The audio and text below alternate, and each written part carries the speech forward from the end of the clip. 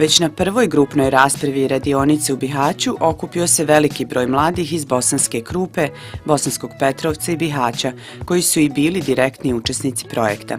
Započeli su sa temom Planeta Zemlja, naš zajednički dom, a jedan od ciljeva je bio da se otkrije kako mladi razmišljaju o održivom razvoju. Pored same teme radionice, veoma je zanimljivo tu što su danas ovdje sa nama učenici iz 3 različita grada, znači iz više škola, Bosanski Petrovac, Bosanska Krupa i grad Bihać. Možemo svi zajedno da dijelimo svoje mišljenja, da razgovaramo, da pravimo diskusije i debate. To ono zapravo samo što pospješuje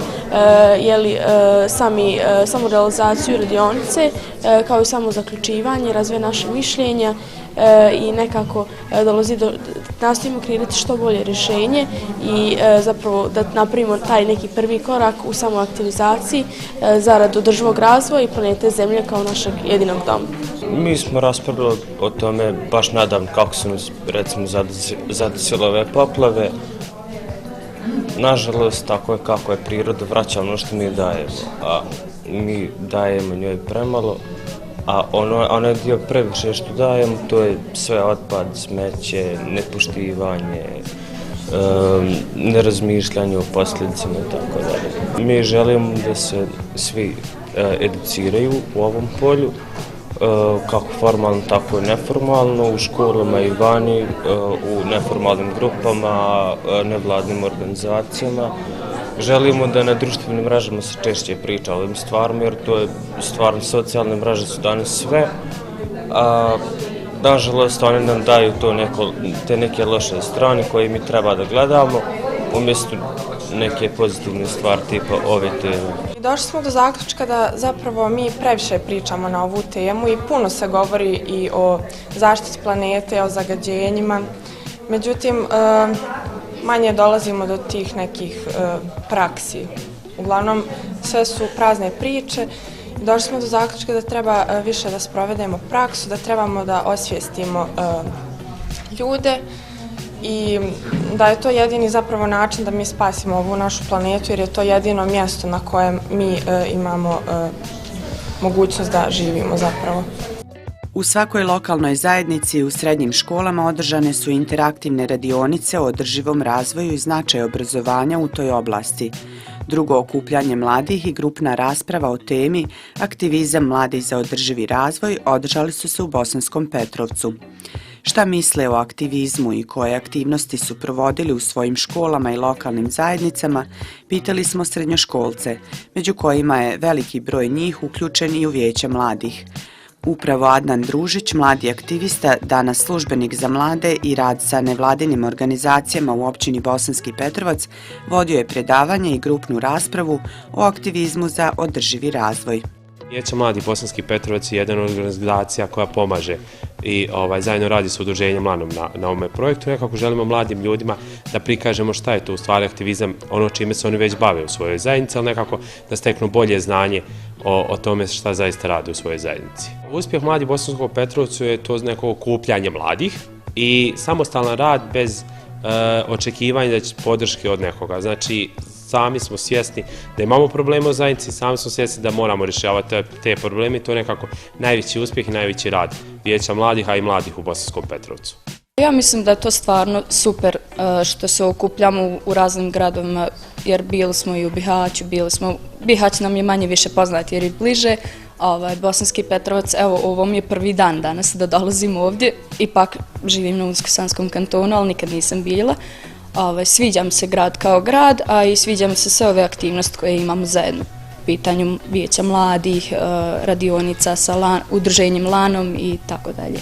U Bosanskoj Krupi se organizuje novi projekat za mlade koji su u, hajmo reći, takozvanoj muzici, koji se zanimaju da sviraju instrumente, da uče novosti o roku, o metalu i tako dalje. Mi smo organizovali taj projekt da napravimo tu rock sobu, kao što bi mi rekli.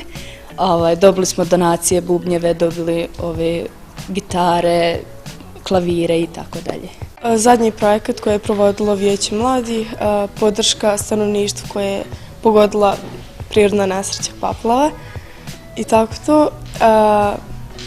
Šta znam, najviše sam ponosna na to jer 3 dana zaredom smo prvo kad nam je stigla roba unosili i sve pa pakovali, pa dijelili, spali smo s nogu, ali bilo je okej, iskreno. Jedna od meni najdržih aktivnosti. Iako već studenti u drugim gradovima ili zemljama, mladi se često pri posjeti svome rodnom gradu uključe u neke od aktivnosti koje se provode. Kvalitetno iskoriste vrijeme, nekome pomognu, druže se i steknu nova znanja, što i jeste svrha ovakvih radionica, kaže nam Petrovčanin Adnan Zukančić, student grafičkog dizajna. Studiram u Sarajevu, tako da sam ja malo bio izolovan što se tiče aktivizma, međutim ja sam to uvijek pratio. I sa velikim ponosom uvijek pričam o mladima, o ovoj generaciji iza nas koji se okupljaju stalno, koji su svugdje aktivni i koji su zapravo otvoreni za volontiranje i otvoreni za te neke stvari, dok je u mojoj generaciji to bio malo ono šta ćeš tu, šta imaš od toga, haj bez veze, haj na pivu, haj vamo. Tako da sam ja na njih ponosan više nego na te neke stvari što su oni odradili.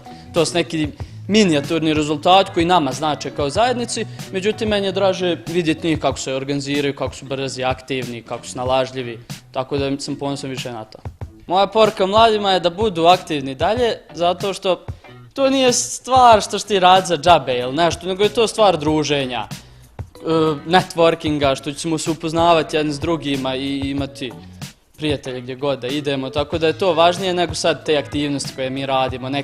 Neke su predobre, neke su loše, neke nas je sramota, na neke smo ponosni, ali uvijek smo mi tu zajedno, uvijek pričamo zajedno, smijemo se kasnije tome, tako da te priče su važnije nego sjediti na kafama, sjediti negdje bez veze kući, igrati igrice, nebitno gledati filmove. Mislim da je društvo najvažnije, zapravo čovjek je društveno biće i tako najbolje uspijeva. Misija nam je da podijelimo ekocekere po našim lokalnim zajednicama gdje ćemo u stvari dati značaj čuvanju naše okoline, naše prirode koja je zaista bogatstvo ovoga kraja. Učenici su održali ulične akcije u svojim lokalnim zajednicama kako bi promovisali važnost održivog razvoja. Na zadnjoj javnoj raspravi održanoj u Bosanskoj Krupi, maturanti sa početka projekta sada su i studenti i mnogi su pozvali još svojih prijatelja da se priključe ovim okupljanjima. Tema na kraju projekta bila je jednake šanse za sve, a diskutovalo se o ljudskim pravima, posebno rodnoj ravnopravnosti. Mladi iz Bosanskog Petrovca danas očekuju da će to biti kao i svaki put, znači kao i u Petrovcu, kao i u Bihaću, da će biti puno lijepih uspomena, lijepih želja, naravno nešto će novo i naučiti i spremiti se da nastave svoje aktivnosti te da razvijaju aktivizam i volonterizam u svojim lokalnim zajednicama. Moje putovanje na ovim radionicama je započelo još u Bihaću, nekad u maju, gdje nam je tema bila održavanje planete i održivi razvoj. Predmet naše rasprave je bilo održavanje naše rijeke Une, zato što smo tamo u tom periodu imali poplave izazvane gradnjom nelegalnih objekata. Nije uređen dovoljno zakon da bi mogli da zabrane to, da se to uruši i da snose neke posljedice na osnovu toga, a ne samo obični narod. U ovaj projekt sam ušao kao učenik mješovite srednje škole Safet Krupić, međutim danas sam već student pedagoškog fakulteta, univerziteta u Bihaću i moje iskustvo su divno na taj način da smo stekli neka nova poznanstva, uklopili smo veći broj ljudi iz Unsko-Sanskog kantona u jednu ekipu koja može da odlučuje da radi kao jedan dobar tim i shvatili smo da bi trebalo da uvedemo još neke nove ljude da nam se pridruže na ovoj radionici kako bismo nastavili tu neku, hajmo reći, tradiciju i kako bismo što više ljudi uključili u zdrav razum, zdravo razmišljanje u našoj okolini, životnoj sredini. Stoga danas imamo u Bosanskoj Krupi više nego inače ljudi. Ideja da se okupe mladi iz 3 grada, Bosanskog Petrovca, Bihaća i Bosanske Krupe, posjete jedni druge, veoma je pozitivno utjecala na njihovu svijest o tome kolika je njihova moć kada se udruže. Omogućeno im je to kroz još jedan projekt udruženja LAN koje se godinama bavi neformalnim obrazovanjem djece i mladih. Pitanje održivog razvoja je danas postalo ključno pitanje, ne samo na lokalnom, nego generalno i na svjetskom nivou i mi smo svjedoci da se iz dana u dan dešavaju neke prirodne pojave koje ne idu na dobrobit čovjeka i njegovog života i mi smo ovim projektom obrazovanjem za održivi razvoj aktivnog građanstva htjeli dati jedan mali doprinos, čisto jedan mali korak u pozitivnom pravcu kako se trebamo odnositi prema životnoj sredini jer smatramo da kroz obrazovanje itekako možemo djelovati na svijest naše djece. Mi smo zaista prezadovoljni radom mladih ljudi i ako je ovo njihov aktivizam, onda možemo sigurnim koracima ići naprijed, samo ih podržavati u njihovim nastojanjima da ostvare svoje ciljeve. Projekt Obrazovanjem za održivi razvoj do aktivnog građanstva podržan je grantom lokalne inicijative Smart Balkan, koji u Bosni i Hercegovini implementira Centar za promociju civilnog društva, a finansijski podržava Ministarstvo vanjskih poslova Kraljevine Norveške.